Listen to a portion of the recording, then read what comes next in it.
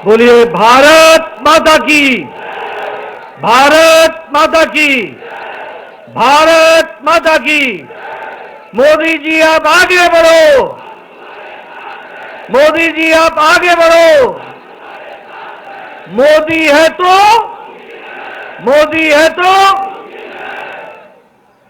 आज के इस विजय श्री के आभार कार्यक्रम में मंच पर उपस्थित हम सबके यशस्वी प्रधानमंत्री आदरणीय श्री नरेंद्र मोदी जी, हमारे रक्षा मंत्री श्री राजनाथ सिंह जी, गृह मंत्री अमित भाई शाह जी और यहां इतनी बड़ी संख्या में एकत्र आए देवी और सज्जनों, मीडिया के मेरे साथी और करोड़ों लोग जो इस समय डिजिटल दुनिया के माध्यम से जुड़े हैं, आप सबकी ओर से आज के इस आभार कार्यक्रम में और विजयश्री के कार्यक्रम में मैं अपनी ओर से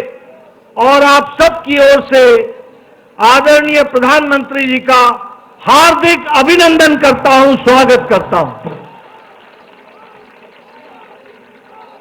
मित्रों, ये ऐतिहासिक दिन, ये विशेष दिन जो आज भारत की जनता ने, महाराष्ट्र की जनता ने और विभिन्न राज्यों के उपचुनाव ने जो संदेश दिया है, वह निश्चित रूप में जिस कार्य को, जिस साधना को आदरणीय प्रधानमंत्री मोदी जी ने देशवासियों की सेवा करने का संकल्प उठाया, उस पर फिर से एक बार जनता ने मुहर लगा दी है। इसके लिए विशेष करके महाराष्ट्र की जनता, विभिन्न राज्यों में उपचुनाव की जनता और झारखंड की जनता को मैं बहुत बहुत धन्यवाद देता हूं, आभार व्यक्त करता हूं। मित्रों, जब मैं प्रधानमंत्री जी का अभिनंदन कर रहा हूं और आज सवेरे जब नतीजे आने शुरू हुए, तो हमें यह भी ध्यान में रखना चाहिए कि कल ही प्रधानमंत्री जी अपने 5 दिन की यात्रा में नाइजीरिया, ब्राजील और गयाना से होकर के आए हैं और दुनिया में, देश में, दुनिया में आदरणीय प्रधानमंत्री जी ने अपनी छाप छोड़ी।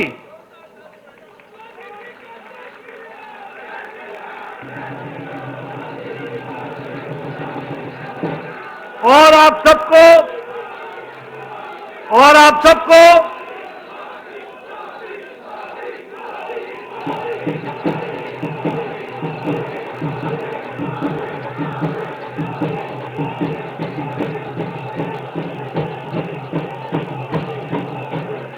सबको जानकर यह खुशी होगी कि नाइजीरिया ने और गयाना ने आदरणीय मोदी जी को अपने सर्वोच्च सम्मान के साथ उनको सम्मानित किया है। यह हम सब के लिए गर्व की घड़ी है, गर्व का पल है, जब अंतर्राष्ट्रीय जगत में आदरणीय प्रधानमंत्री मोदी जी की छवि और भारत की छवि को जो मोदी जी ने दुनिया में पहुंचाया है, उसको दुनिया ने भी माना है और उसको सराहा है।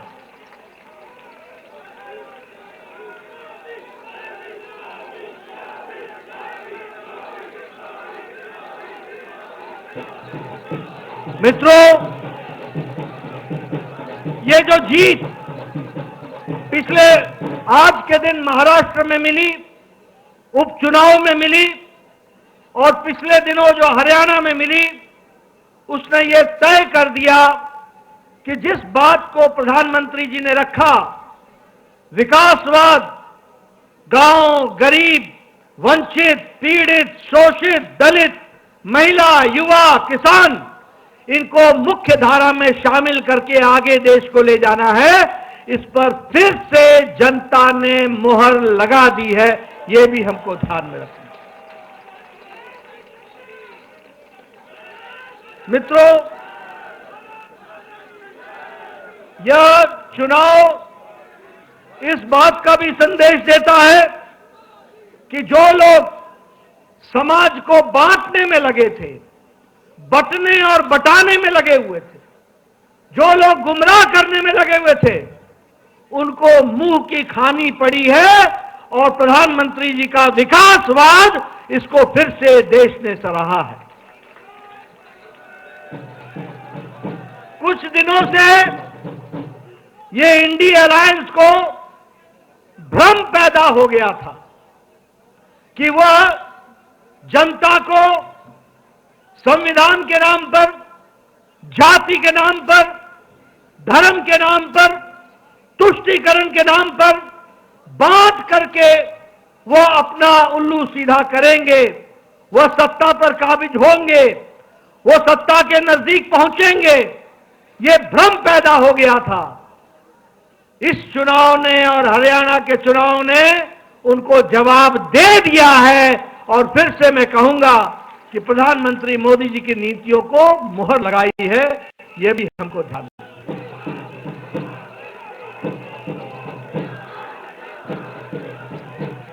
मैं यहां यह भी बताना चाहता हूं कि महाराष्ट्र का चुनाव, महाराष्ट्र का जनादेश हमें, और यह भी हमको स्पष्ट बताता है कि महाराष्ट्र का जनादेश न कि सिर्फ हमको 2024 में मिला, जनादेश हमको 2019 में भी मोदी जी के नेतृत्व में मिला था। लेकिन उस समय उद्धव ठाकरे जी की सत्ता के प्रति लोलुपता, मोह और अवसरवादिता ने उस समय पीछे धोखा देकर उस जनादेश का निरादर किया था।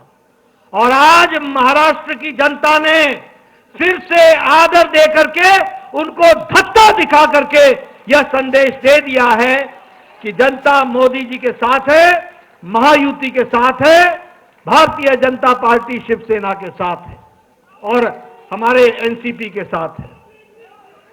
मित्रों, आंकड़े ये भी बताते हैं कि अगाड़ी को, ये जो महाअगाड़ी थी, इसको भी संदेश दे दिया है। और जब मैं संदेश देने की बात कहता हूं तो मुझे कांग्रेस के बारे में प्रधानमंत्री जी ने कहा था लोकसभा के चुनाव के पश्चात कि ये परजीवी पार्टी है, ये बेल की तरह, लता की तरह किसी के साथ चिपक जाती है और जिसके साथ चिपकती है उसको भी सुखा देती है। इस चुनाव ने तो कांग्रेस पार्टी को खुद तो सुखाया ही सुखाया, परजीवी को, दूसरे को भी सुखा दिया। और जो अगाड़ी के नतीजे हैं वो इस बात को प्रमाणित करते हैं परजीवी के बारे में। मैं यहां यह भी बताना चाहता हूं कि प्रधानमंत्री जी, आपके नेतृत्व में एक नया शब्द इजाद हुआ, जिसे राजनीति में जिसका उपयोग पिछले 70 साल नहीं हुआ था, क्योंकि 70 साल तक हम एंटी इनकम्बेंसी सुनते थे। आज हम प्रो इनकम्बेंसी सुन रहे हैं। और जब हम प्रो इनकम्बेंसी की बात कहते हैं तो गुजरात में 3 दशक तक कमल खिला है, कमल खिला है, कमल खिला है। मध्य प्रदेश में 2 दशक से कमल खिल रहा है। और असम में, त्रिपुरा में, उत्तराखंड में, उत्तर प्रदेश में, गोवा में, यहां 2-2 टर्म, दूसरी टर्म भी भारतीय जनता पार्टी का और एनडीए का परचम लहरा रहा है। और महाराष्ट्र में भी इस बार रिकॉर्ड टूटा है, इसको भी हमको ध्यान में रखना चाहिए। मित्रों, मैं यहां यह भी बताना चाहूंगा कि बाई इलेक्शन में, उपचुनाव में, उसमें भी पहले हमारे पास सिर्फ 11 सीटें थी। आज भारतीय जनता पार्टी 20 सीटें जीत करके आई और एनडीए 8 सीट जीत करके आई। 28 सीटें हम जीत करके आए हैं और वह भी देश का मूड बताता है, देश का मन बताता है, जिसको हमको हमेशा समझना चाहिए। उत्तर प्रदेश में 9 में से 7 सीटें भारतीय जनता पार्टी के पक्ष में गई हैं और कुंदरकी की सीट पहली बार भारतीय जनता पार्टी जीत करके आई और वहां परचम लहराया है। राजस्थान में हमारे पास 2 सीटें थी एनडीए की, 1 सीट बीजेपी की थी। आज राजस्थान में 7 में से 5 सीटें भारतीय जनता पार्टी के पक्ष में गई हैं। बिहार में नीतीश जी के नेतृत्व में वहां सरकार चल रही है, वहां 4 सीटों पर चुनाव हुआ और चारों की चारों सीटें एनडीए ने जीत ली। ये हमको ध्यान में रखना चाहिए। जिसमें से एक सीट हम पार्टी ने रिटेन की, वहीं हमारे जनता दल यूनाइटेड ने आरजेडी से 1 सीट बेलमगंज की, वो 32 साल बाद एनडीए के पक्ष में गई और जेडीयू के पक्ष में गई। और उसी तरीके से हमारे शाहबाद इलाके में जो दोनों सीटें आरजेडी के कब्जे में थी, दोनों ही जगह कमल खिला और भारतीय जनता पार्टी की सीट। असम में हमने 5 की 5 सीटें उपचुनाव में जीत ली, एनडीए ने पूरी की पूरी सीटें जीत ली। गुजरात में 1 सीट का उपचुनाव था जिसे भारतीय जनता पार्टी ने कभी जीती नहीं थी, उसको भी पहली बार जीत हासिल कर ली और उसको भी जीत लिया। मध्य प्रदेश, छत्तीसगढ़ और उत्तराखंड में हमने अपनी 1-1 सीट रिटेन कर ली और इसी तरीके से हम ये कह सकते हैं कि सारी ताकत लगाने से, जो आप लोगों के सहयोग से यह जीत हम सब लोगों को हासिल हुई है।